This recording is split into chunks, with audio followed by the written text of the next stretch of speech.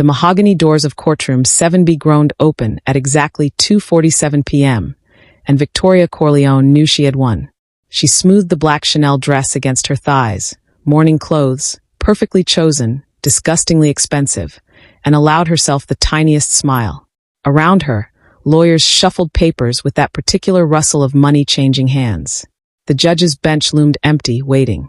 53 people had crammed into this space, all believing the same lie: that her husband, David Corleone, was dead. Dead and buried. Dead and gone.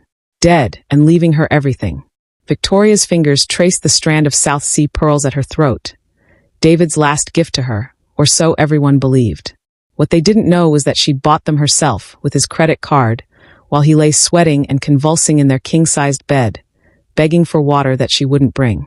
"All rise for the Honorable Judge Pemberton," the bailiff announced. The room stood as one, a wave of black suits and tear-stained faces.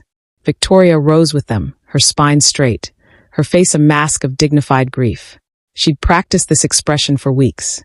In the mirror, in the car, in the shower where David used to sing off-key and make her laugh before she decided his life insurance policy was worth more than his terrible jokes. But then she heard it. A small sound.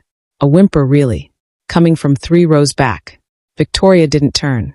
She wouldn't give the child the satisfaction. Little Maya, David's daughter from his first marriage, that tiresome brat with her father's green eyes and her dead mother's stubborn chin, had been crying since they'd entered the courthouse. The 9-year-old clutched a worn teddy bear that David had given her for her 6th birthday. Back when he was still human to Victoria. Back before the money mattered more than the man. "Please be seated," Judge Pemberton said, his voice carrying the weight of 1,000 estate settlements. The crowd settled with a collective sigh. Papers rustled.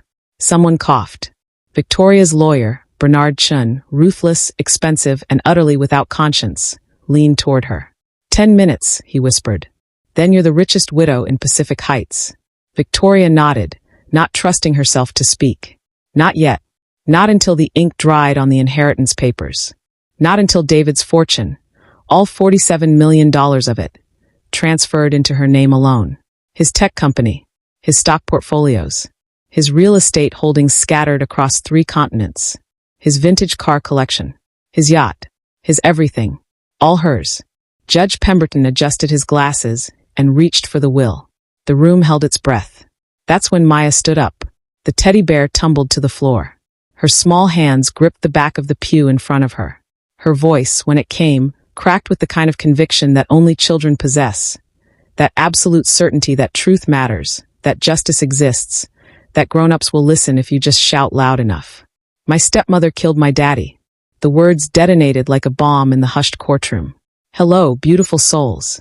I'm so glad you're here with me today. Where are you watching from? Drop your location in the comments below. I'd love to know. And hey, how are you doing today? If you haven't subscribed to the channel yet, what are you waiting for? Hit that subscribe button right now, because stories like this one, they don't come around every day. Trust me, you won't want to miss what happens next. Now let's dive into this absolutely wild tale. Every head swiveled. Whispers erupted like wildfire. Victoria's carefully constructed mask of grief cracked, just for a second, before she forced her face back into shocked dismay. She pressed one trembling hand to her chest. She'd practiced this gesture too. "That poor child," she murmured, just loud enough for those nearby to hear. The grief has made her delusional. Judge Pemberton's gavel cracked against wood. "Order. Order in this court." But Maya wasn't finished. She pushed past her grandmother, David's mother, Eleanor, a silver-haired woman who'd never liked Victoria, who'd argued against the marriage, who'd threatened to cut David out of the family trust if he went through with it. Eleanor reached for Maya's arm, but the girl twisted away. "She poisoned him." Maya's voice rose higher, piercing. "I saw her. I saw her put something in his coffee every morning for 2 weeks. He got sicker and sicker, and she wouldn't call the doctor, and she wouldn't let me see him, and then he..." The girl's voice broke into sobs. Victoria rose smoothly, her face a portrait of wounded compassion. "Your Honor, my stepdaughter is clearly traumatized. Losing her father has been unbearable. For both of us. Perhaps we should adjourn so I can take her home, get her the help she needs."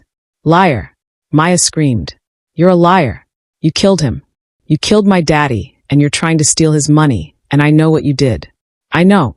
Judge Pemberton's gavel came down harder this time. Young lady, I understand you're upset, but these are very serious accusations. I have proof, Maya shouted. The courtroom went dead silent. Victoria's heart stuttered. Impossible. The child was 9 years old. What proof could a child possibly have? She'd been so careful. The arsenic doses small enough to mimic natural illness. The hospital records showing a sudden cardiac event. The cremation performed so quickly that no one thought to question it. She'd thought of everything. Hadn't she? Maya's small hand dove into her jacket pocket and emerged clutching something. A phone. David's phone, the one Victoria had searched for frantically. The one she'd assumed had been destroyed with his personal effects. I found his phone, Maya said, her voice steadier now, deadly calm. He gave me the password before he got too sick to talk. He said if anything happened to him, I should keep it safe. He said I should trust it more than I trusted any grown-up. She held it up like a weapon. And he was recording everything. The mahogany doors at the back of the courtroom opened again. And David Corleone walked in. The courtroom exploded. Screams. Gasps. Someone's briefcase hit the floor with a thunderous crash. A woman in the third row fainted, her body crumpling against her husband's shoulder. The bailiff stumbled backward, one hand flying to his service weapon before his brain caught up with his eyes and registered that the dead man walking through the door posed no threat. At least, not the kind of threat that required bullets. Maya's scream was different from all the others. Pure, undiluted joy that pierced through the chaos like a beam of light through storm clouds. She launched herself down the aisle, her small legs pumping, tears streaming down her face, the phone still clutched in her fist. Daddy! David Corleone caught his daughter mid-leap, swinging her up into his arms despite the visible tremor in his hands, despite the gauntness in his face that spoke of weeks spent barely surviving. He buried his face in her hair and held her like she was the only thing tethering him to the earth. I'm here, baby girl, he whispered, his voice hoarse but alive, so impossibly alive. I'm here. You were so brave. So brave. Behind him, 2 uniformed police officers flanked the doorway. Between them stood a woman in a charcoal suit carrying a leather briefcase. FBI, from the look of her, all business and sharp edges. Victoria remained frozen in place, her hands still pressed to her chest, her mouth opening and closing like a fish drowning in air. The color had drained from her face, leaving her foundation 3 shades too dark against her suddenly ashen skin. Her mind raced through possibilities, through explanations, through escape routes that didn't exist. This is impossible, she breathed. You're dead. I watched you. I was there when you... She caught herself too late. Judge Pemberton's gavel cracked like thunder. Mrs. Corleone, I strongly suggest you remain silent until you've secured legal representation. He turned to David, his bushy eyebrows climbing toward his hairline. Mr. Corleone, this is highly irregular. I was informed that I was dead. David set Maya down gently, though he kept one hand on her shoulder, anchoring himself. Yes, Your Honor. That was the plan. He looked older than his 42 years. The tailored suit hung loose on his frame, as if he'd lost 20 pounds in 3 weeks. Dark circles shadowed his eyes. His hands shook with a fine tremor that spoke of poison working its way through his system, of organs slowly recovering from assault. But his green eyes, Maya's eyes, burned with something fiercer than illness, fiercer than exhaustion. Fury and determination. My name is Special Agent Rebecca Draper, FBI, the woman in charcoal announced, stepping forward. 3 weeks ago, Mr. Corleone contacted our office with evidence that his wife was attempting to murder him through systematic poisoning. We've been conducting a covert investigation since then. Eleanor Corleone had pushed her way to the front of the courtroom, one weathered hand pressed to her mouth, tears streaming down her lined face. At 73, David's mother had the kind of steel spine that came from building a technology empire alongside her late husband, from raising a son in boardrooms and shareholder meetings, from knowing when to trust her instincts even when everyone else called her paranoid. I knew it, Eleanor whispered, her voice breaking. I told you, David. I told you that woman was poisoned the day you brought her home.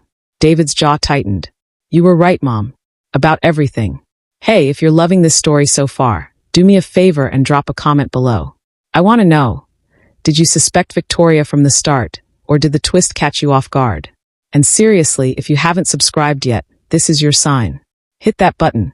Victoria found her voice, and with it, her survival instincts. She stepped forward, one hand outstretched toward David, her face crumpling into practiced devastation. David, thank God. Oh, thank God. I thought you were dead.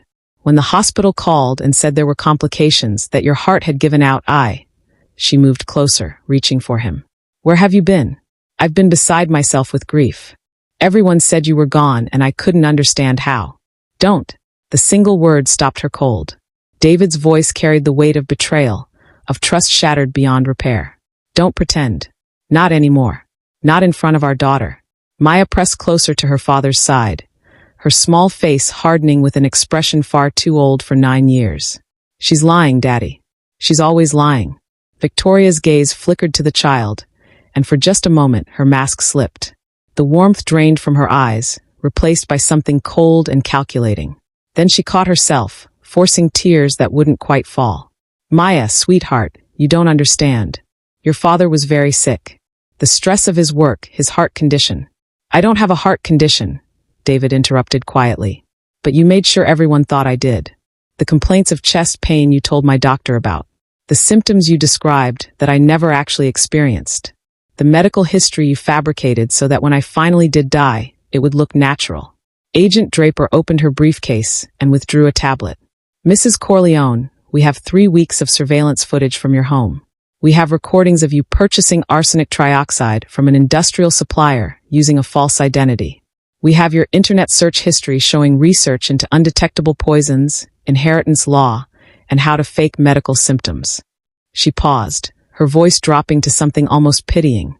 We have you, Mrs. Corleone. Completely. Bernard Chun, Victoria's lawyer, had gone pale. He stood abruptly, his chair scraping against the floor. Your Honor, I need to formally withdraw as Mrs. Corleone's counsel. Effective immediately. Coward, Victoria hissed at him. She turned back to David, and now the mask was gone entirely. The grieving widow had vanished, replaced by the woman who'd spent 6 months poisoning her husband in small, careful doses. The woman who'd smiled while serving him coffee laced with death. The woman who'd locked his daughter out of his bedroom while he begged for help that wouldn't come. You couldn't just die quietly, could you? Her voice was ice. You had to be dramatic.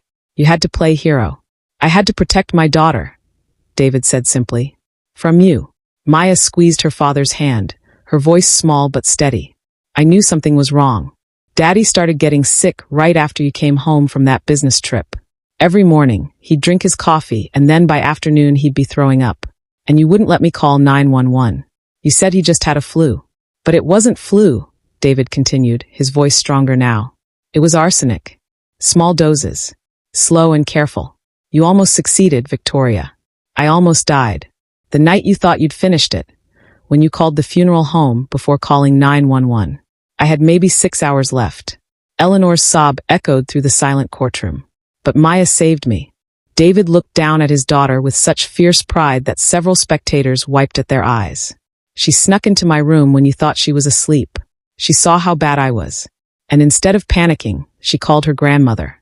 Eleanor nodded, her voice shaking. 2 a.m, my granddaughter calls me sobbing, saying her daddy can't breathe and Victoria won't help. I called 911, and I called my private investigator, and I called the FBI. The hospital pumped my stomach, David said. They found the arsenic. Agent Draper's team moved me to a secure facility. And together, we built our case while Victoria planned my funeral.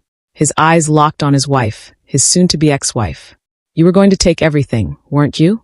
My money, my company, my house. You were going to erase me and raise my daughter in the home where you murdered her father. Victoria's laugh was bitter, sharp-edged. You're not dead, David. So technically, I didn't murder anyone. Attempted murder carries a 25-year sentence, Agent Draper said pleasantly. And that's before we add fraud, identity theft, and conspiracy charges. The handcuffs came out. Victoria didn't fight the handcuffs. That was the first sign that something else was coming. The eerie calm that settled over her features as the metal clicked around her wrists. She didn't scream or protest or beg. She simply stood there, spine straight, chin lifted, as if being arrested for attempted murder was nothing more than a minor inconvenience.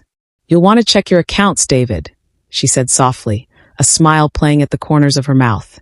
I've been a very busy widow these past 3 weeks. David's face went rigid. What did you do? Mrs. Corleone, you have the right to remain silent, Agent Draper began, but Victoria talked right over her. $47 million is a lot of money to protect. You really should have chosen better passwords. Your mother's maiden name? Your daughter's birthday? Amateur hour, darling. Victoria's eyes glittered with malicious triumph. I may be going to prison, but I'm not going broke. Agent Draper's phone buzzed. She glanced at it, and her expression darkened. Son of a... She cut herself off, looking at Maya. Mr. Corleone, we need to talk. Now. David's hand tightened on Maya's shoulder. Whatever you need to say it here. I'm done with secrets. The FBI agent hesitated, then nodded grimly. 3 hours ago, someone initiated a massive wire transfer from your primary accounts. $42 million. Routed through 17 different shell corporations across 8 countries. By the time our financial crimes unit traced it, the money had disappeared into a cryptocurrency exchange in the Cayman Islands. The courtroom erupted again. Eleanor gasped, pressing both hands to her chest. Judge Pemberton's gavel came down repeatedly, but the chaos had taken on a life of its own. David swayed slightly, his face going gray. 42 million? She couldn't have done this alone, Agent Draper said, her sharp gaze sweeping the courtroom. Someone helped her. Someone with serious financial expertise and access to your accounts. That would be me. The voice came from the back of the courtroom. Smooth, cultured, with just a hint of an accent that suggested expensive European schools. Every head turned. The man who stood was devastatingly handsome in that effortless way that spoke of good genes and better tailors. Early 30s, with dark hair swept back from a face that could have sold luxury watches or Italian sports cars. He wore a navy suit that probably cost more than most people's cars, and his smile was all practiced charm. My name is Nikolai Volkov, he said, walking down the aisle with the confidence of someone who'd never been told no. And I'm Victoria's, shall we say business partner? Maya's grip on her father's hand tightened. I know him, she whispered, her voice tight with fear. He came to the house. 3 times. When you were in the hospital that first time, Daddy. He and Victoria would lock themselves in the study. Nikolai's smile widened as he approached. Smart girl. Observant. That's good.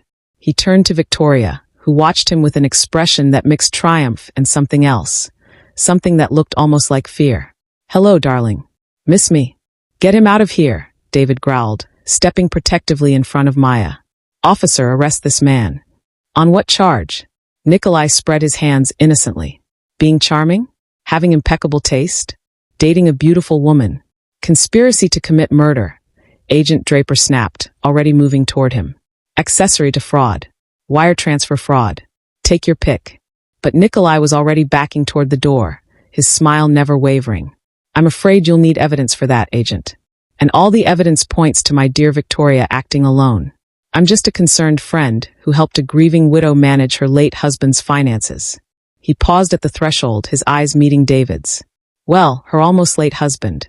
Congratulations on your resurrection, Mr. Corleone. Very biblical.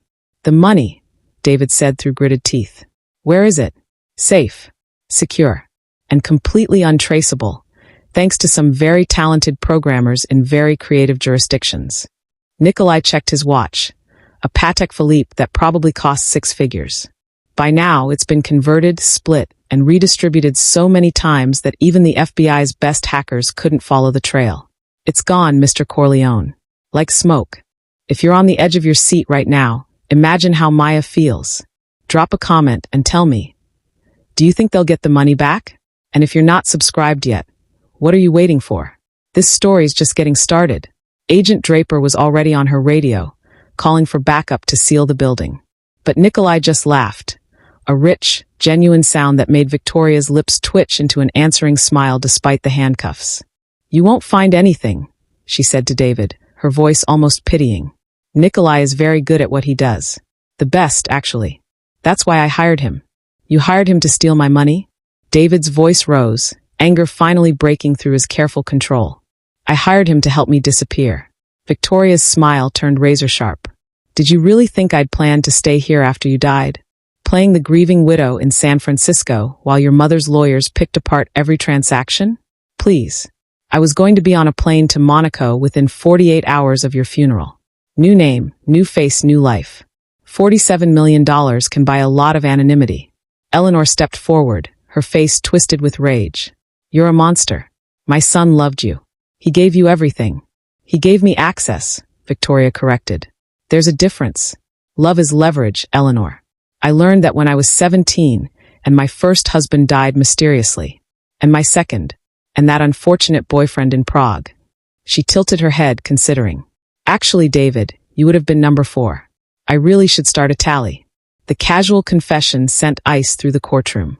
Even Nikolai's smile faltered for a moment. You've killed before, Maya whispered, her small voice carrying in the stunned silence. Victoria's gaze dropped to the child, and something flickered in her expression. Not quite regret, but perhaps the ghost of some distant conscience. You weren't supposed to know any of this, little one. You were supposed to grieve your father, inherit a trust fund, and remember me as the stepmother who tried her best. She sighed. Children complicate everything. David pulled Maya behind him completely, his body a shield. You're not getting away with this. Any of it. Actually, Nikolai said cheerfully, still standing in the doorway as police officers converged on the courthouse from multiple directions. That's exactly what's happening. Victoria will serve her time. Can't avoid that, unfortunately. But the money, that's already working for us. Growing. Multiplying. By the time she gets out. She's looking at 25 to life. Agent Draper interrupted. Then I'll be quite old when I'm released, Victoria said calmly. But very, very rich. And Nikolai will be waiting. She blew him a kiss. Won't you, darling? Nikolai caught the imaginary kiss with practiced ease. For $42 million? I'd wait a lifetime. He turned to leave, but Maya's voice stopped him. You won't get away with it. The conviction in those 4 words, the absolute certainty in a 9-year-old's voice, made Nikolai pause. He looked back at the girl, really looked at her, and for the first time, his smile seemed less certain. You're just a child, he said, but there was a question in it. I'm the child who caught her, Maya replied, holding up the phone still clutched in her hand. I'm the child who saved my daddy. And I'm the child who's going to make sure you both pay for what you did. David crouched beside his daughter, his eyes shining with fierce pride. Maya, sweetheart. I recorded everything, she said, her voice steady. Not just Victoria poisoning you. Everything. Her phone calls when she thought I was asleep. Her meetings with him.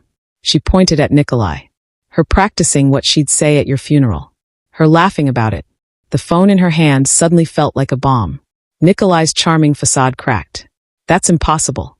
We swept the house for devices. You swept the master bedroom and the study, Maya said. You didn't check my room. You didn't think a kid would matter. She pressed the phone to her chest. Daddy taught me that everyone matters. Even kids. Especially kids. Agent Draper moved swiftly, positioning herself between Nikolai and the exit. Mr. Volkov, I think you'll want to stay for this. No, Nikolai said softly, and the charm was completely gone now, replaced by something colder. I really don't. He bolted. The courthouse erupted into controlled chaos. Agent Draper barked orders into her radio while 2 officers sprinted after Nikolai, their shoes hammering against the marble floors. The heavy doors slammed open, letting in a burst of gray afternoon light and the wail of approaching sirens.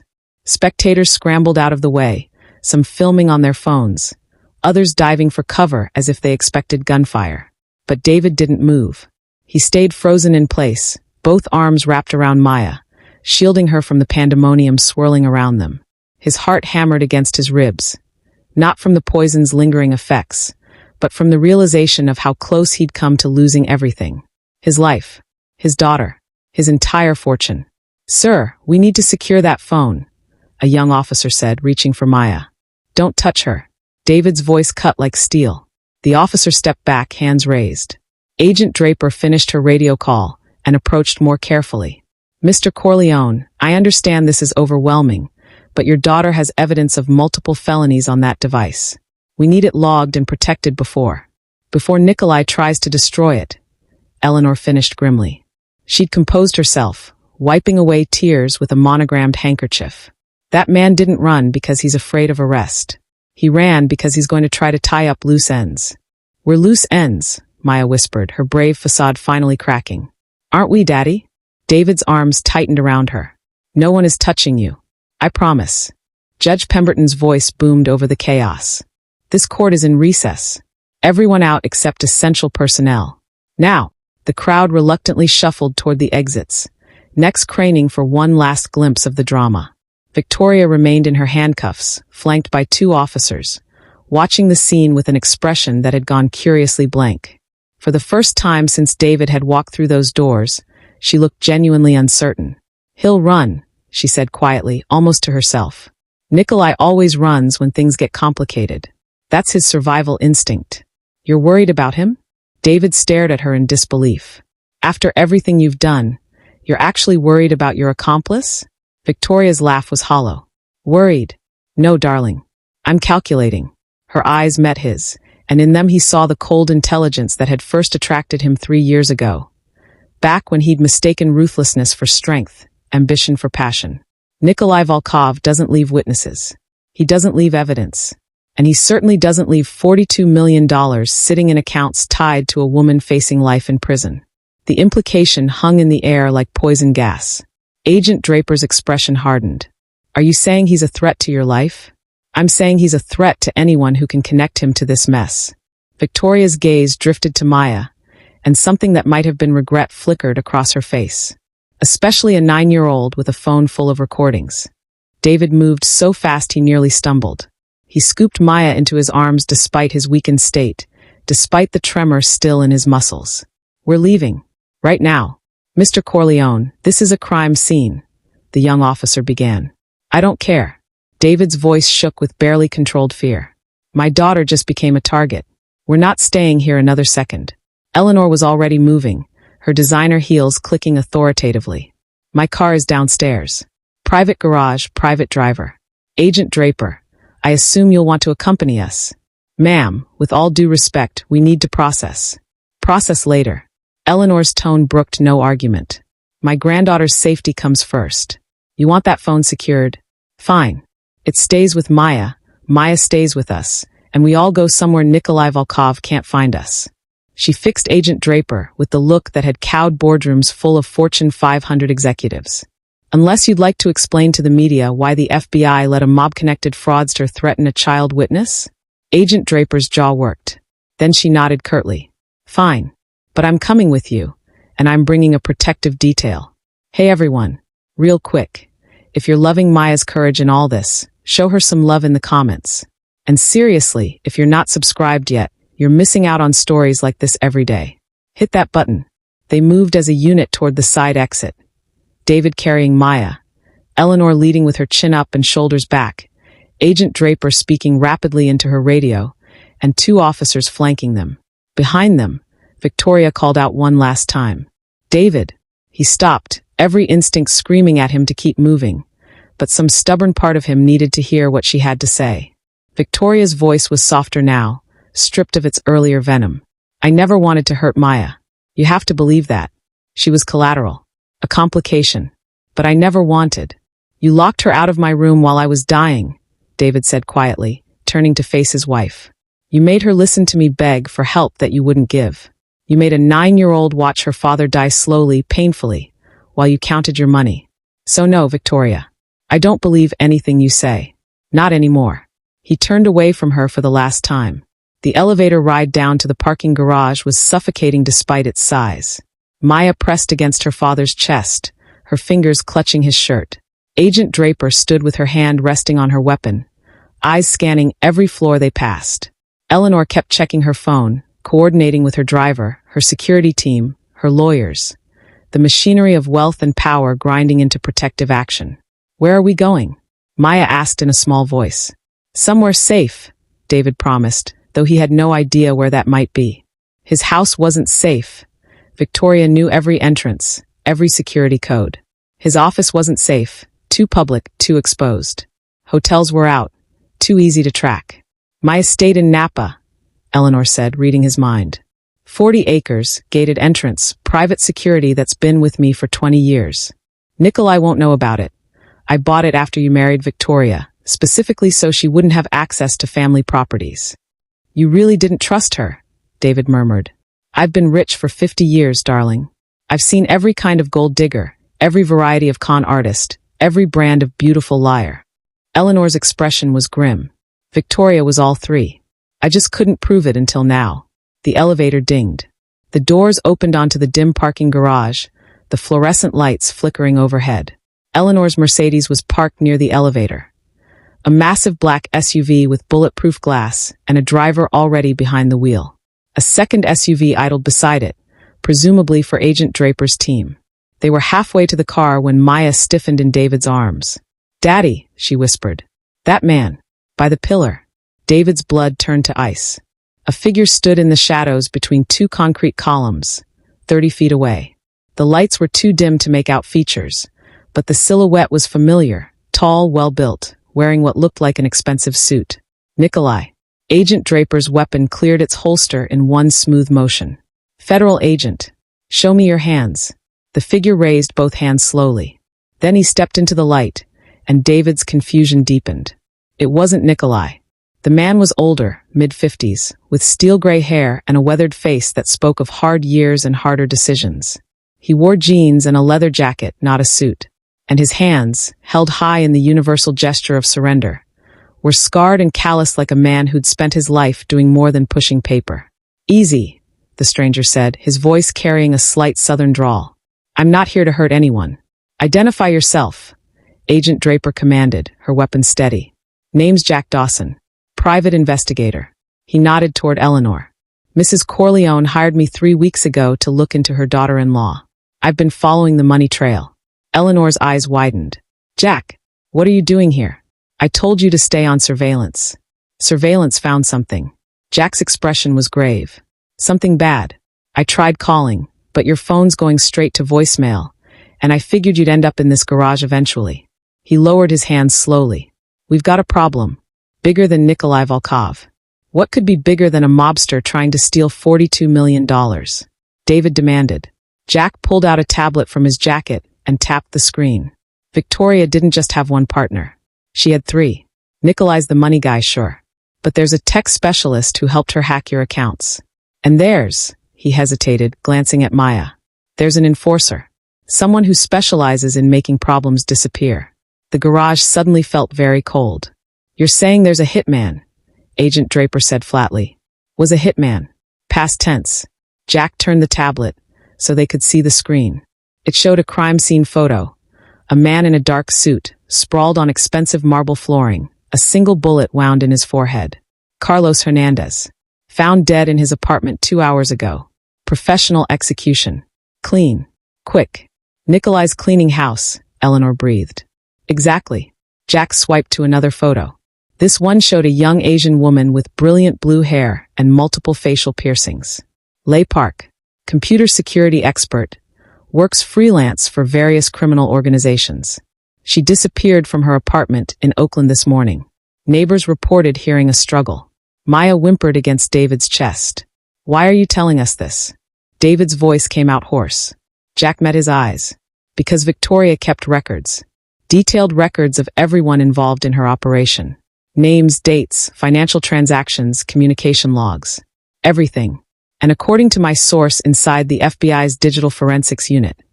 He nodded apologetically at Agent Draper. "Those records were subpoenaed this morning, which means Nikolai knows the FBI has them. And he knows we have the recordings," Maya whispered. "Smart girl." Jack's expression softened slightly.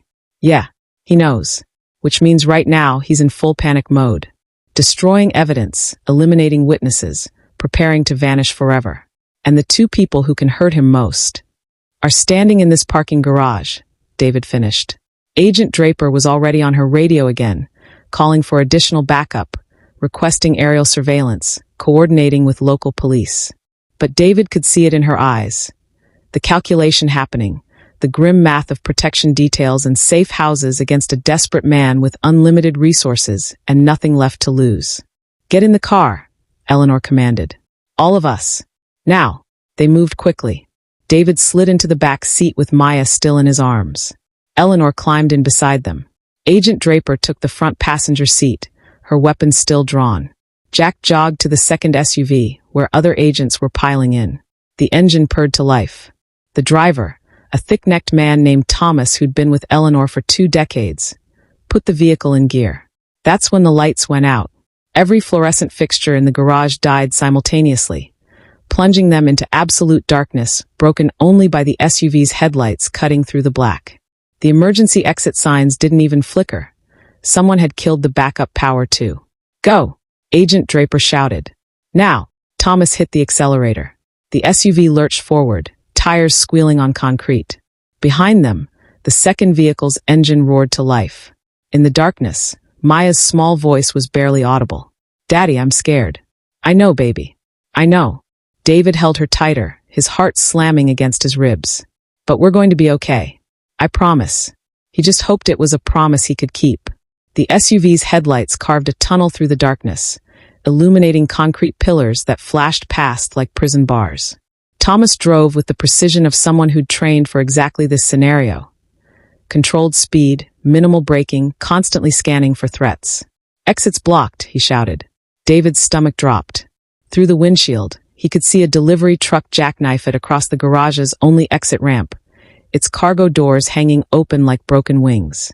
No driver visible. No explanation except the obvious one. They were trapped. "Backup exit south wall," Eleanor said, her voice steady despite the fear David could see in her eyes. "Service in trance for maintenance. Code is 4782. Thomas yanked the wheel, sending them skidding around a corner. The second SUV followed, Jack's voice crackling over the radio. "FBI, we've got movement. Multiple vehicles converging on your position.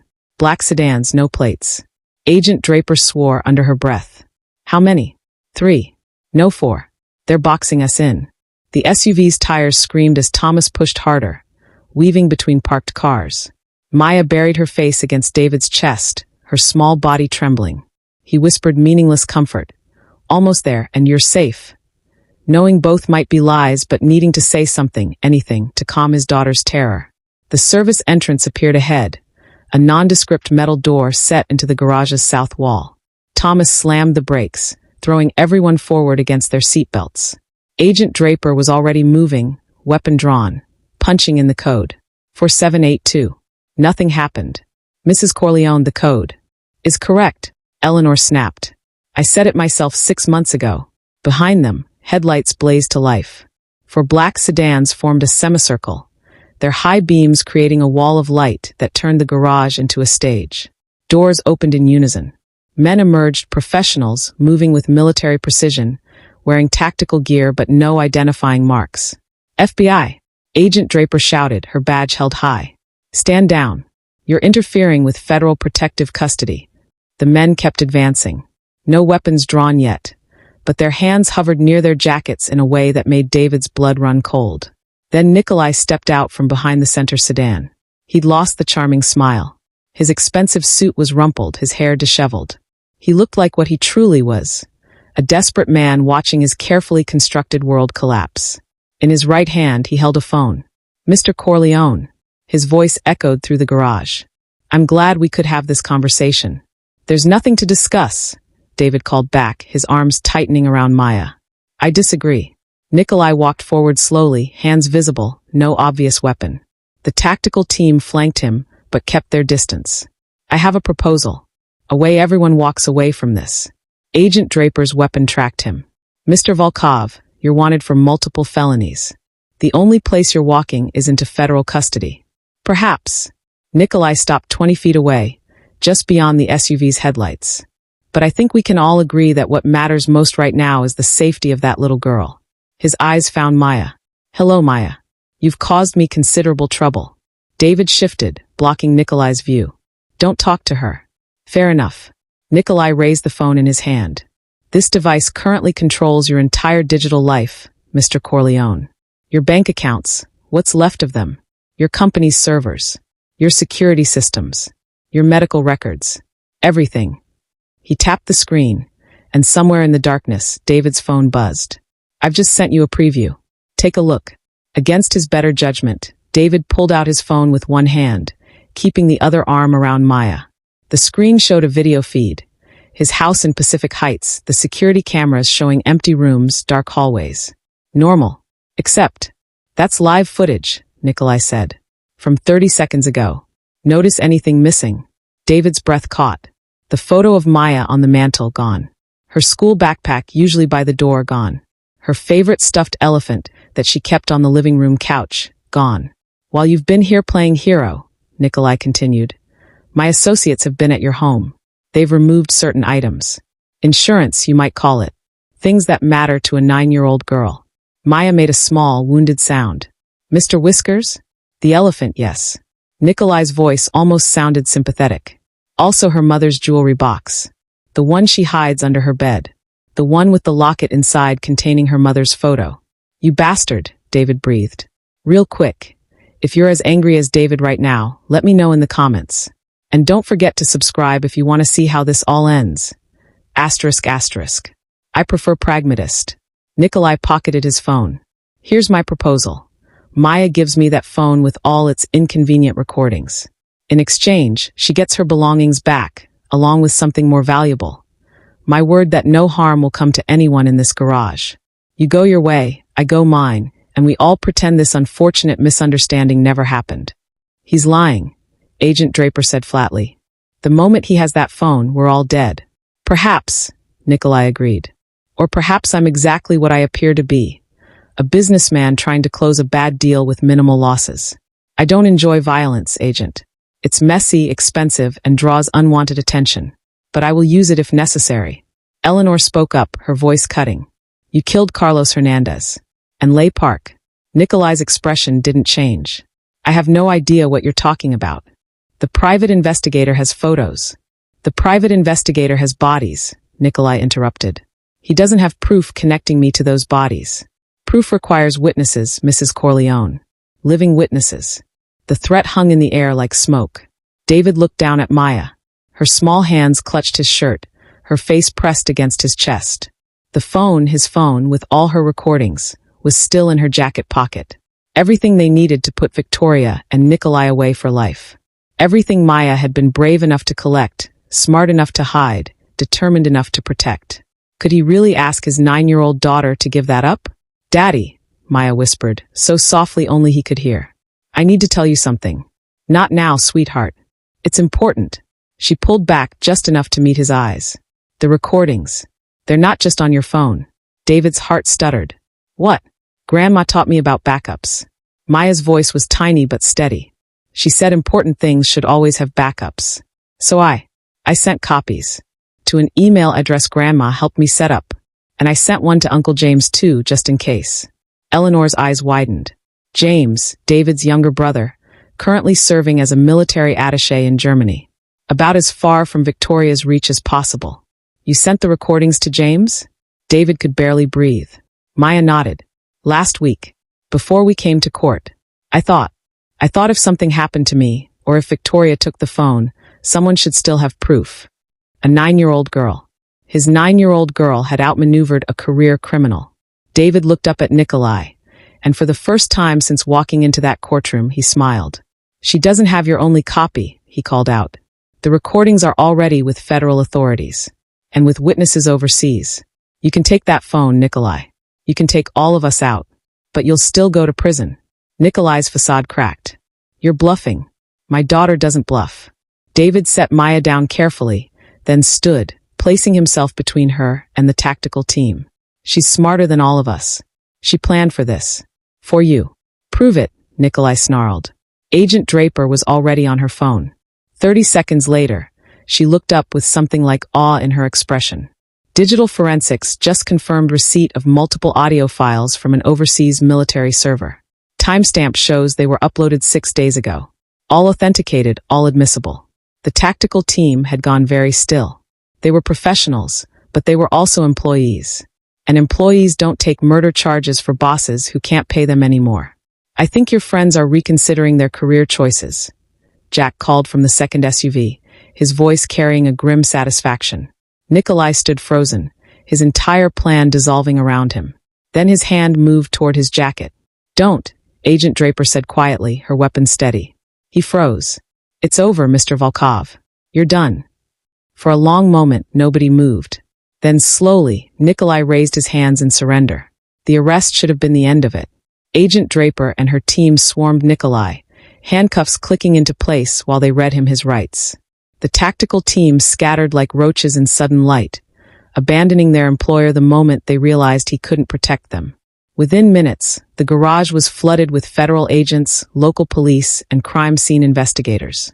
David held Maya through all of it, her small body finally relaxing against his chest as adrenaline gave way to exhaustion. Eleanor stood beside them, one weathered hand resting on her granddaughter's back, her face showing every one of her 73 years. "It's over," Eleanor whispered. "Thank God, it's finally over."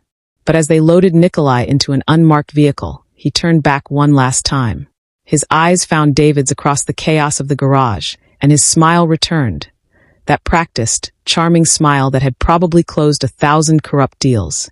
"You think you've won," he called out. "But you have no idea how deep this goes." Agent Draper shoved him into the car and slammed the door, cutting off whatever else he'd planned to say. "Ignore him," she told David. "Desperate men say desperate things." But David couldn't shake the cold certainty that had settled into his gut. Nikolai hadn't looked desperate. He'd looked satisfied, like a man who'd just played his final card and was waiting to see if it would pay off. They drove to Eleanor's Napa estate in a convoy. 3 FBI vehicles, Jack's car bringing up the rear, and Eleanor's SUV in the middle. Maya fell asleep against David's shoulder within the first 10 minutes, her fingers still clutching his shirt even in sleep.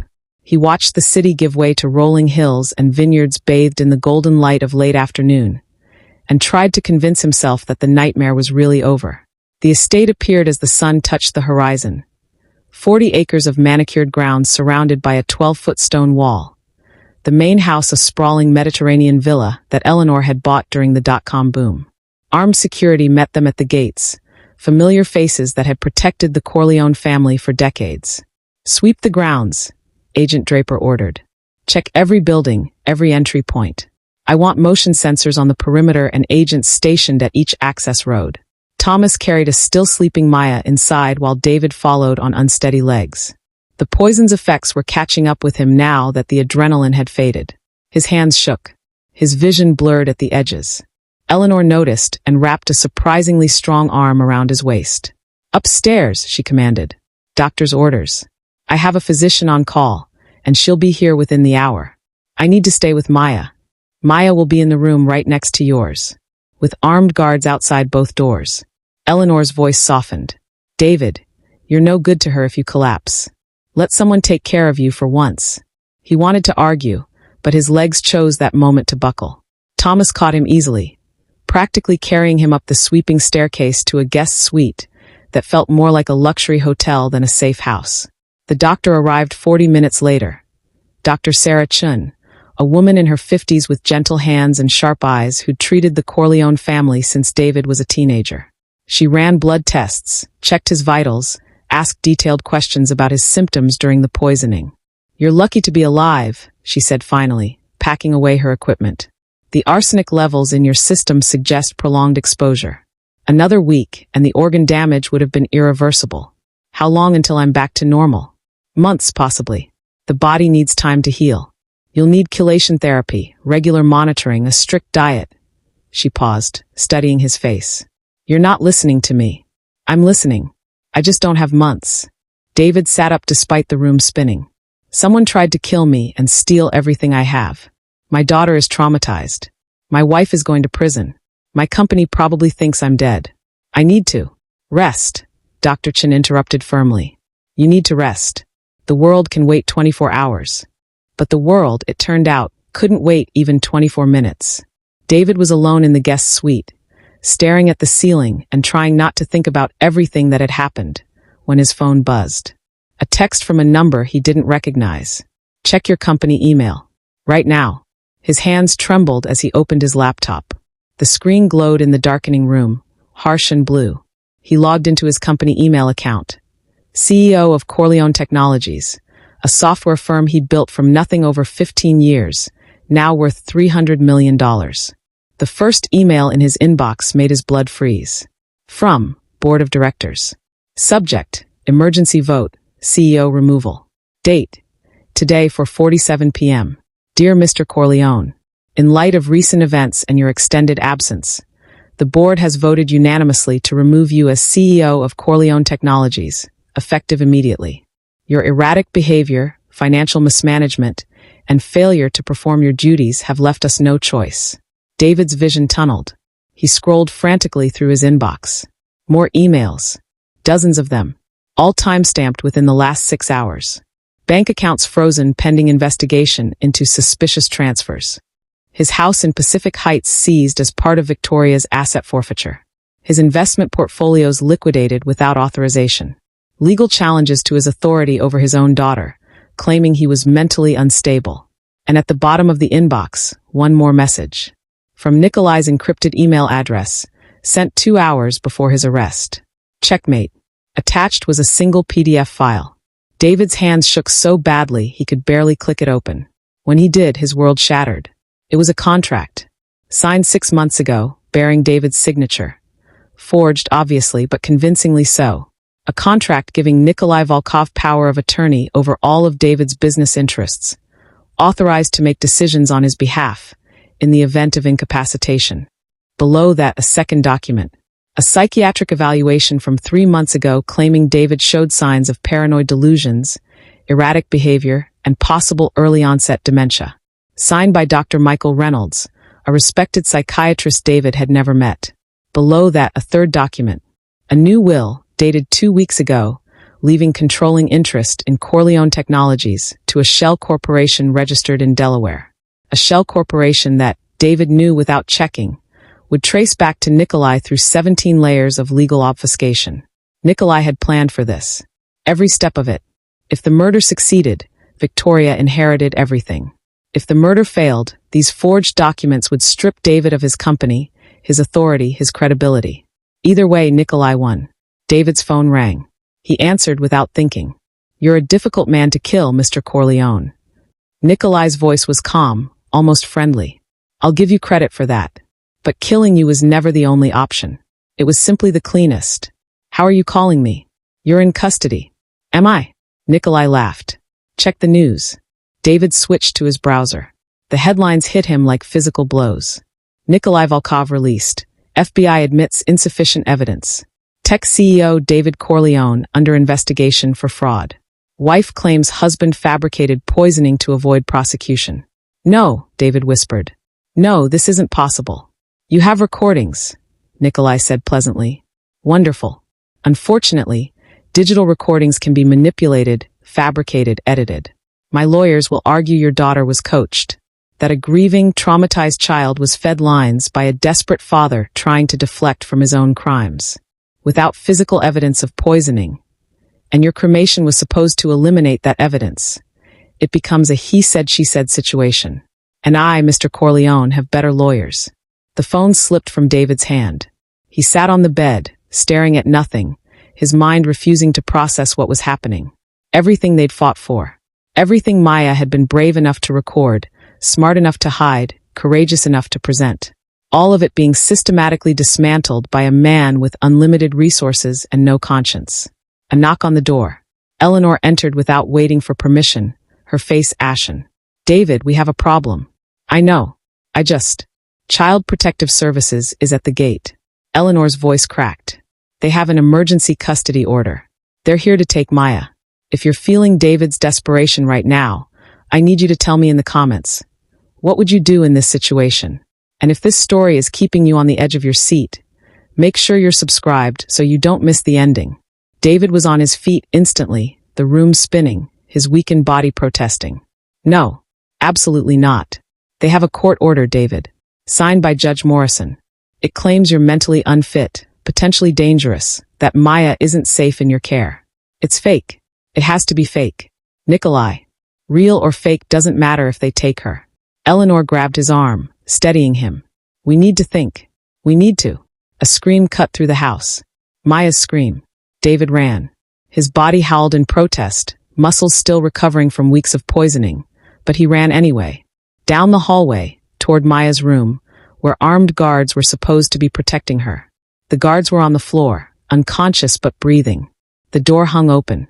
Maya's room was empty. On the bed, a single note written in a child's handwriting. But the words were all wrong, stilted, like someone had dictated them. "I don't want to be with my daddy anymore. He scares me. I want to go with the nice people who will keep me safe." David's knees gave out. He collapsed beside the bed, the note crumpling in his fist. They'd taken her. While he'd been upstairs reading emails and feeling sorry for himself, someone had walked into his mother's fortified estate, past federal agents and private security, and stolen his daughter. Agent Draper appeared in the doorway, her weapon drawn, her face furious. Cameras were looped. Guards drugged with something fast-acting. Professional job. She holstered her weapon, her jaw tight. "Mr. Corleone, I need you to understand something. This isn't about money anymore. This is about leverage. They took Maya to force your hand." "Force me to do what?" David's voice came out broken. "To disappear," Eleanor said quietly from behind him. "To sign over everything, discredit your own daughter's testimony, and vanish. That's what Nikolai wants. Total victory. No loose ends." David looked at the empty bed, at the note written in his daughter's forced handwriting, and felt something inside him break. They'd won. Nikolai and Victoria had actually won. And David had no idea how to get his daughter back. David sat on the floor of Maya's empty room for exactly 90 seconds. 90 seconds of complete, overwhelming despair. 90 seconds of imagining his daughter's terror. 90 seconds of feeling his world collapse into ashes. Then something shifted inside him. He had spent 3 weeks lying in a hospital bed, slowly dying, too weak to fight back. He'd spent years before that building a company, accumulating wealth, playing by rules written by people like Nikolai who saw laws as suggestions and morality as weakness. He'd been civilized, patient, trusting, and it had nearly destroyed him. No more. David stood, his legs steadier than they'd been in weeks. The weakness was still there, the tremor in his hands, the poison's lingering effects, but underneath it he found something harder. Rage, purpose, the fierce, primal determination of a father whose child was in danger. "Tell me everything," he said to Agent Draper, his voice cold and clear. "No bureaucratic double talk. No legal hedging. I need to know exactly what happened here." Agent Draper studied him for a moment, then nodded. "The guards were hit with a fast-acting sedative, probably injected. We found puncture marks on both men's necks. Clean, professional. They never saw it coming. Inside job. Possible. More likely someone who knew the security rotation." She pulled out her tablet, showing security footage from outside the house. "This is from 17 minutes ago. The video showed a white van with Valley Medical Services, painted on the side, pulling up to a service entrance at the back of the property. 2 people in medical scrubs emerged, both wearing surgical masks, their features obscured. They moved with the casual confidence of people who belonged there. Medical cover, Eleanor said bitterly. Of course. Who questions medical personnel on a property where someone's recovering from poison? We questioned them, Agent Draper continued. They had credentials, work orders, everything. Said they were here to pick up biohazard materials from Dr. Chen's treatment. By the time we verified it was fake, they were already inside. Where did they go? The van was found abandoned 2 miles from here. Wiped clean. They transferred to another vehicle. We're pulling traffic cam footage now, but they had a 20-minute head start, and they're professionals. David's jaw clenched. They could be anywhere. His phone buzzed. Another text from the unknown number. If you want to see Maya again, you'll do exactly as instructed. Wait for further contact. Tell no one. Any police involvement, and she disappears forever. David showed the message to Agent Draper. Her expression darkened. Standard kidnapping protocol.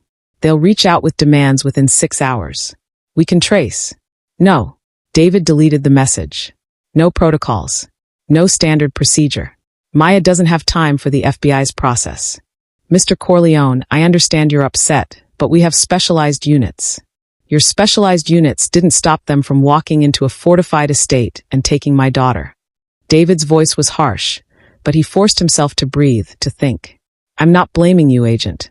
But Nikolai has been 3 steps ahead of us this entire time. If we do what he expects, we lose. Eleanor's eyes sharpened. What are you suggesting? I'm suggesting we stop playing his game. David turned to Jack, the private investigator who'd followed them inside. You've been tracking Nikolai's operation for weeks. You found Carlos and Lay. What else do you have? Jack pulled out his tablet, a smile tugging at his weathered face. More than I told the FBI. Professional courtesy means I share evidence, but it doesn't mean I share everything. He tapped the screen, bringing up files. Nikolai runs his operation through 3 locations. Official business gets handled at his penthouse downtown. That's where he meets clients, launders money through his consulting firm.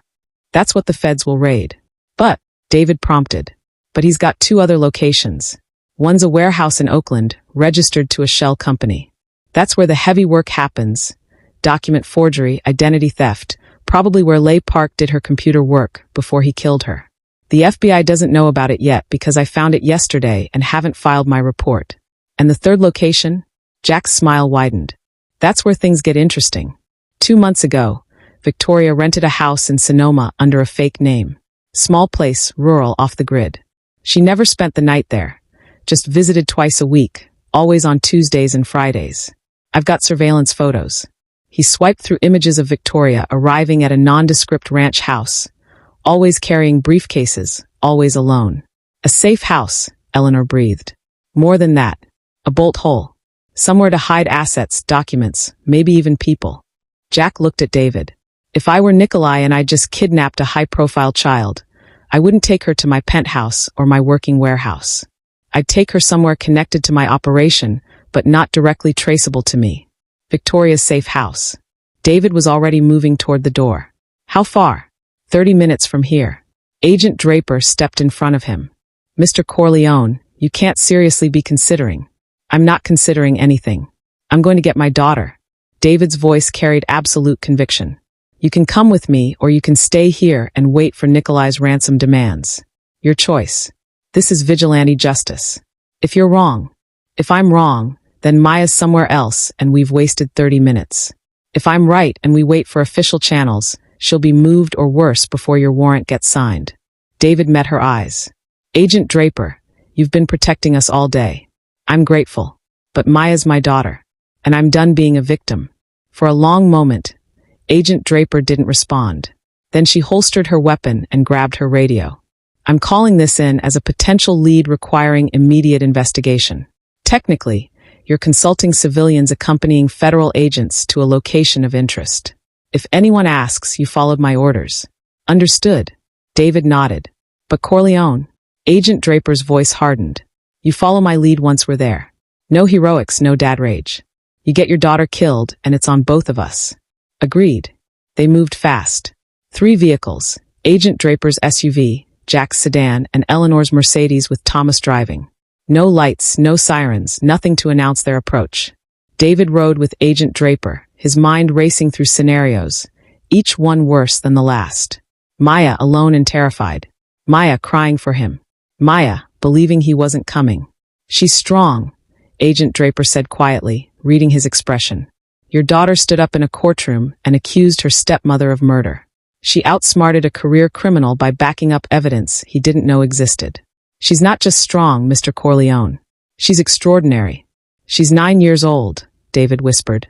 She's 9 years old and she saved your life. Now you save hers. Agent Draper's voice was fierce. But you do it smart. You do it careful.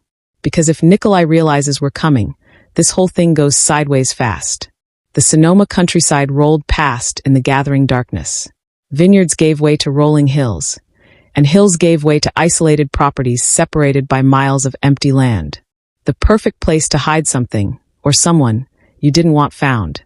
Jack's voice crackled over the radio. Half-mile ahead. House is on the right, set back from the road. I'm seeing lights. At least 2 vehicles in the driveway. Can you identify them? Agent Draper asked. Working on it, got it. One's registered to a rental company out of Oakland. The other. A pause. The other is Victoria's Mercedes. The one she was supposedly driving when David died. David's heart hammered. She's there. Victoria's at the house.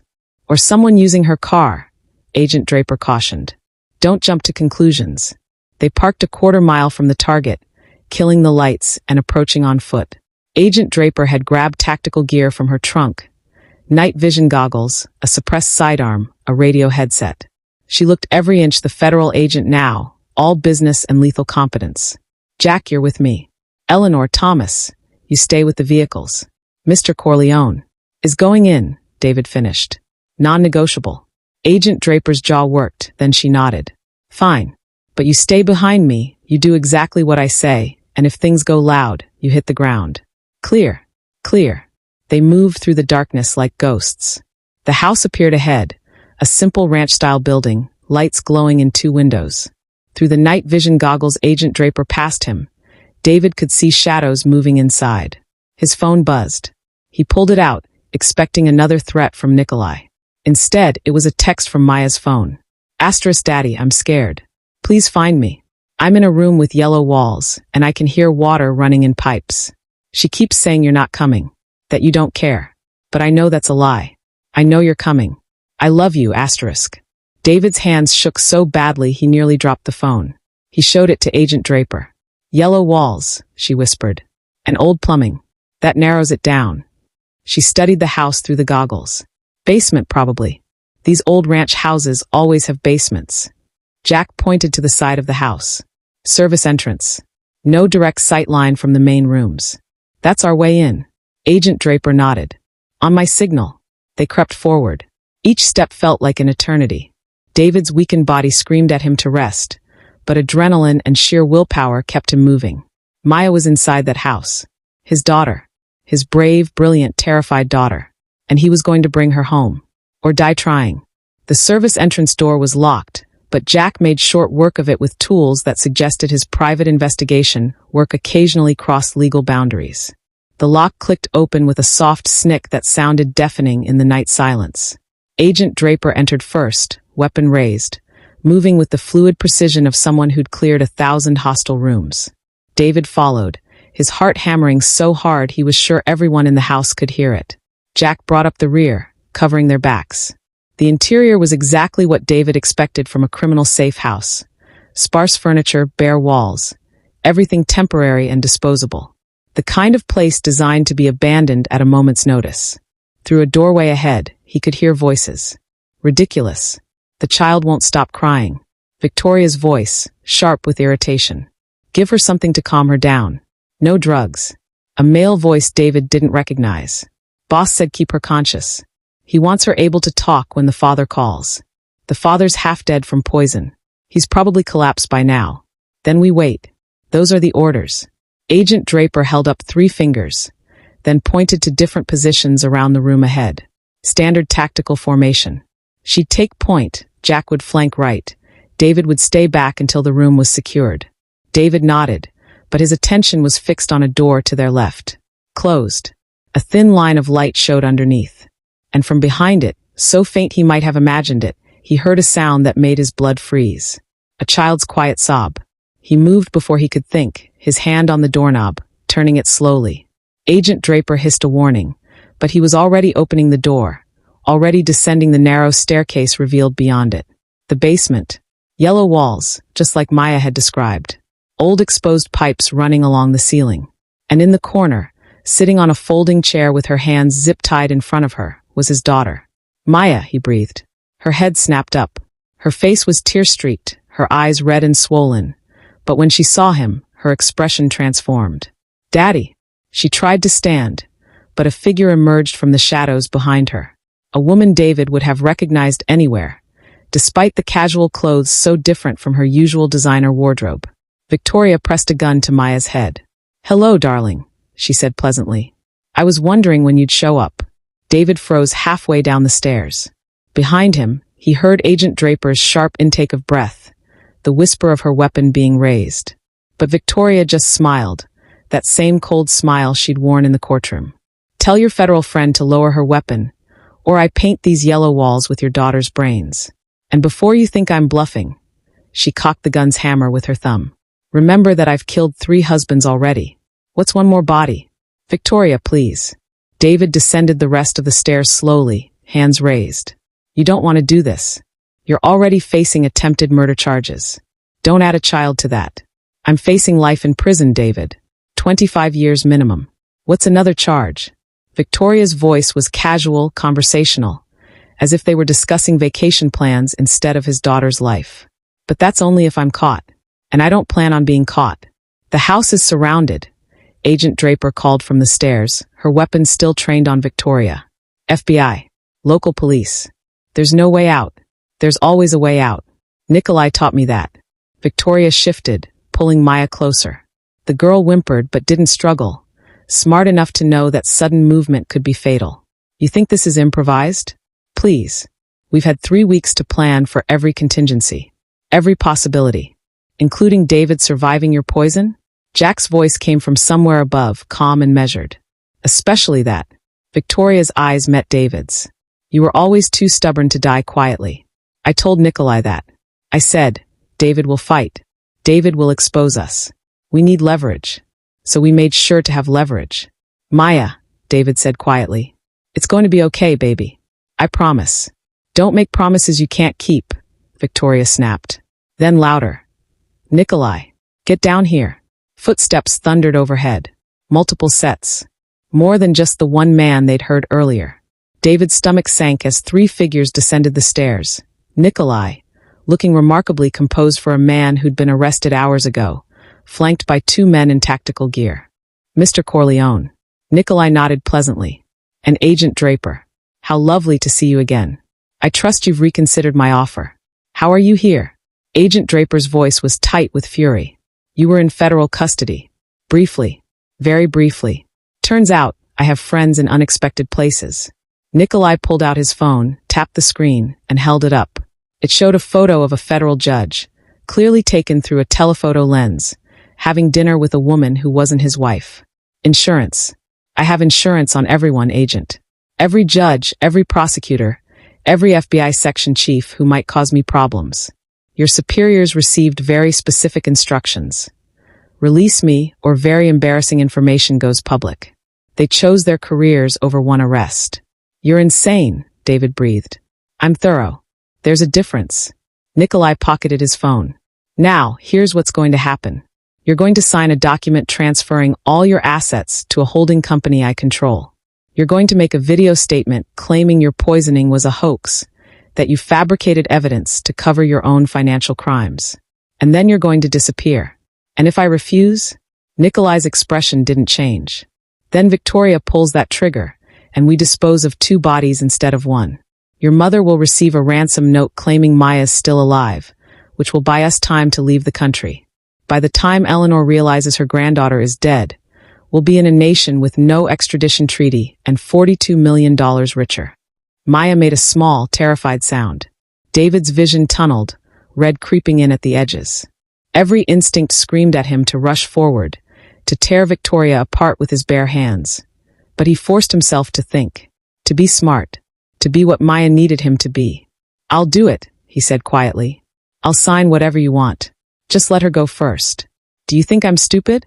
Victoria's laugh was sharp. "The girl stays until we're safely away. Then maybe, if I'm feeling generous, I'll tell you where to find her. Mommy wouldn't want this." The words were so soft, so unexpected, that everyone froze. Maya had spoken, her voice barely above a whisper, but in the sudden silence it carried like a shout. Victoria's grip tightened. "What did you say?" "My real mommy.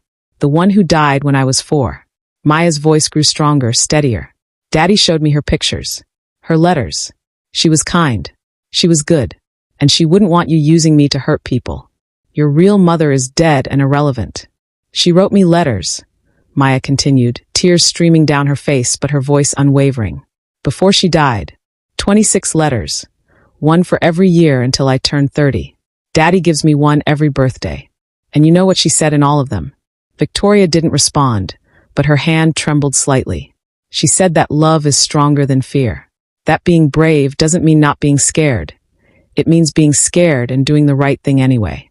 That even when bad things happen, good people make the world better." Maya's green eyes, her father's eyes, locked on Victoria. "You're not a good person, and you're not stronger than love. You're just sad, and small, and I feel sorry for you. Drop a comment right now if Maya's courage is giving you chills. This 9-year-old is absolutely incredible. And if you're not subscribed, hit that button because you need to see how this ends. ****. For just a second, Victoria's mask cracked. Her eyes widened, something that might have been shame or fury or both flickering across her features. The gun wavered, and David moved. He'd been weak for weeks, poisoned, dying. But in that moment, fueled by love and rage and the desperate need to save his daughter, he found strength he didn't know he possessed. He lunged forward, covering the distance between them in 2 strides, his hand closing around Victoria's wrist and forcing the gun up and away from Maya's head.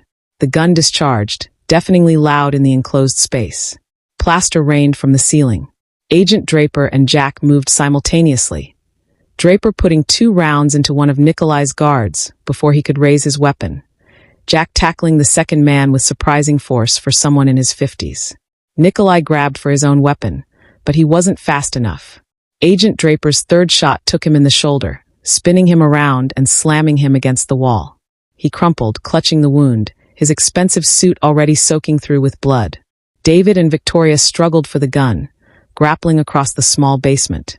She was stronger than he expected, or perhaps he was weaker, but desperation gave him an edge. He twisted, using his body weight to force her off balance, and the gun clattered free. Maya was already moving. She'd somehow slipped her small hands out of the zip ties. They'd been too loose, probably tied by someone who'd never restrained a child before, and she dove for the stairs. Agent Draper scooped her up in one practiced motion, shielding the girl's body with her own. "I've got her," Draper called. "She's safe." Those words, "she's safe," broke something in David. All the tension, all the terror, all the rage that had been holding him together suddenly released. He collapsed to his knees, Victoria subdued beside him by Jack, and he couldn't breathe, couldn't think, could only repeat those words in his mind. "She's safe. Maya's safe. It's over. Daddy." Maya wriggled free from Agent Draper and threw herself into her father's arms. He caught her, holding her so tightly he was afraid he might hurt her, but she just held on tighter, her face pressed against his chest, both of them shaking and crying and alive, impossibly alive. "I knew you'd come," she sobbed. "I knew it. I told her you'd come, and she laughed at me, but I knew. Always, baby." David's voice broke. "Always. I will always come for you. Always." Behind them, Agent Draper was already on her radio, calling for backup, for medical assistance, for crime scene investigators. Jack had Victoria and Nikolai both secured, zip-tied and furious, Victoria spitting curses while Nikolai clutched his bleeding shoulder in silence. It was over. Really, finally, completely over. 3 months later, David stood in the kitchen of their new home. A sprawling house in Marin County with a view of the bay, far from the Pacific Heights mansion where Victoria had nearly succeeded in poisoning him. Sunlight streamed through windows he'd deliberately chosen for their brightness, their warmth, their complete opposition to the shadows that had nearly consumed his life. "Daddy, you're burning the pancakes again." He looked down at the smoking griddle and laughed, quickly flipping the blackened circles onto a plate. "I'm getting better, though. Last week they were completely charcoal." Maya giggled from her seat at the breakfast bar, her legs swinging beneath the high stool. She looked different now, lighter somehow. The dark circles under her eyes had faded. Her smile came easier. She still had nightmares sometimes, still went to therapy twice a week with Dr. Patterson, who specialized in childhood trauma. But she was healing. They both were. "Eleanor says you should hire a cook," Maya offered helpfully. "Eleanor says a lot of things." David scraped the burnt pancakes into the trash and started fresh. "But I think we're doing okay on our own, don't you?" "Yeah." Maya's smile widened. "We're doing good." The doorbell rang. Maya hopped down from her stool. "I'll get it. Use the camera first," David called, old fears still lingering despite everything. "I know, Daddy." She rolled her eyes with the exasperation only a 9-year-old could muster, checked the security camera screen by the door, then opened it. "Grandma Eleanor." "Uncle James." David heard his mother's laugh, his brother's deeper chuckle, and smiled as he returned to the pancakes. Family dinners had become a Sunday tradition. Eleanor, James when he was stateside, sometimes Dr. Chun and Agent Draper, who'd become unlikely friends through the ordeal. "Something smells burnt," Eleanor announced, sweeping into the kitchen in a flowing blue dress that probably cost more than most people's cars. "He's learning," Maya defended loyally. "He's destroying perfectly good breakfast food," Eleanor corrected, but her eyes were soft as she kissed her son's cheek. "How are you feeling, darling?" "Good days and bad days." David poured fresh batter onto the griddle. "Dr. Chun says my blood work is improving. The chelation therapy is working. Maybe another 6 months, and I'll be back to full strength." "Just in time to rebuild your company," James said, clapping him on the shoulder. His younger brother looked healthy and tanned from his posting in Germany, though he'd taken emergency leave 3 times in the past months to help David navigate the legal maze Victoria and Nikolai had created. "About that." David flipped the pancakes. Perfectly golden this time, finally getting the hang of it. I'm not sure I want to rebuild it. Not the same way, anyway. Eleanor's eyebrows rose. You're not serious. I am. David plated the pancakes and carried them to the breakfast bar where Maya was already setting out syrup and butter. I spent 15 years building Corleone Technologies into a $300 million company. And for what? So Victoria could try to kill me for it? So Nikolai could forge documents and steal it? He shook his head. The board voted me out. It took 6 weeks of litigation to get back in, and even then, half of them still look at me like I'm unstable. Like I fabricated everything. The evidence proved otherwise, James said firmly. Victoria's trial starts next month. Nikolai's already in prison awaiting his. Multiple witnesses, recordings, physical evidence of the poisoning. I know. And they'll both go away for a long time. David sat beside Maya, automatically cutting her pancakes into bite-sized pieces the way he'd done since she was small. But it doesn't change what it cost. The company I built, the reputation I spent years creating, all of it damaged, maybe irreparably. And I keep thinking, is that what I want to spend the rest of my life protecting? A company that people will always associate with attempted murder and fraud. Eleanor studied her son with the sharp intelligence that had made her a business legend. What do you want instead? David looked at Maya, who was drowning her pancakes in syrup and humming softly to herself. I want to matter. Not for my bank account or my stock portfolio. I want to do something that actually helps people. Something Maya can be proud of when she's older. You already do matter, Maya said through a mouthful of pancakes. You saved me. You saved me first, baby girl. David ruffled her hair. But I'm thinking, what if we created something together? A foundation, maybe. Using whatever money I have left after the legal fees. Something that helps kids like you. Kids who've been through trauma, who need protection, who deserve better than what the system usually gives them. Eleanor's expression softened. The Maya Corleone Foundation? No. Maya shook her head decisively. The small but mighty foundation. Because that's what Dr. Patterson says I am. Small but mighty. And lots of kids are small but mighty, they just need help being brave. If you think this foundation is a beautiful idea, tell me in the comments. And seriously, if Maya's story has touched your heart and you're still not subscribed, what are you even doing? Subscribe right now. Small but mighty, James repeated, grinning. I love it. Me too, David said, his throat tight. So that's the plan. Liquidate most of my assets, set up the foundation, focus on helping kids instead of building tech companies. Maybe I'll consult on the side, enough to pay the bills. But mostly I just want to be present. Here, with Maya, making terrible pancakes and helping with homework and actually living instead of just working. What about dating? Eleanor asked with studied casualness. You're still a young man, David. And now that the divorce from Victoria is finalized. Mom, I'm just saying, there are plenty of lovely women who. Eleanor. James's tone was gentle but firm. Let him breathe. Eleanor huffed but subsided, though her eyes gleamed with maternal scheming that David recognized and dreaded in equal measure. The doorbell rang again. This time, Agent Draper stood on the doorstep, looking uncomfortable in civilian clothes. Jeans and a sweater instead of her usual tactical gear. She held a bakery box. I know I'm early, she said. But I brought croissants, so I'm hoping that buys me forgiveness. You're always welcome, Rebecca, David said, and meant it. Over the past 3 months, Agent Draper had become more than just the federal agent who'd protected his family. She'd become a friend. Someone who understood what they'd been through, because she'd been there beside them. They ate breakfast together. The 6 of them crowded around the breakfast bar that wasn't quite big enough, passing syrup and butter and coffee, talking and laughing and simply being. Normal. Mundane. Beautiful. After breakfast, Maya pulled Agent Draper aside. Did you bring it? I did. Draper pulled out her phone and showed Maya the screen. Your stepmother's sentencing hearing is scheduled for December 18th. The prosecution is asking for life without parole given the multiple murder charges across different states. And Nikolai Volkov pled guilty to avoid trial. 25 years federal prison, no possibility of parole before 20. Maya studied the information with the serious concentration she brought to everything now. So they won't ever hurt anyone else. Not for a very, very long time, Draper confirmed. Good. Maya handed back the phone. Thank you for keeping us safe. Thank you for being brave enough to speak up, Draper said softly. A lot of adults wouldn't have had your courage. Later, after Eleanor and James had left, after Draper had headed home with promises to return for next Sunday's dinner, David found Maya in her room. She was sitting on her bed, holding the worn teddy bear she'd carried to court that day 3 months ago, staring at a framed photo on her nightstand. The photo showed a woman with Maya's green eyes and David's smile.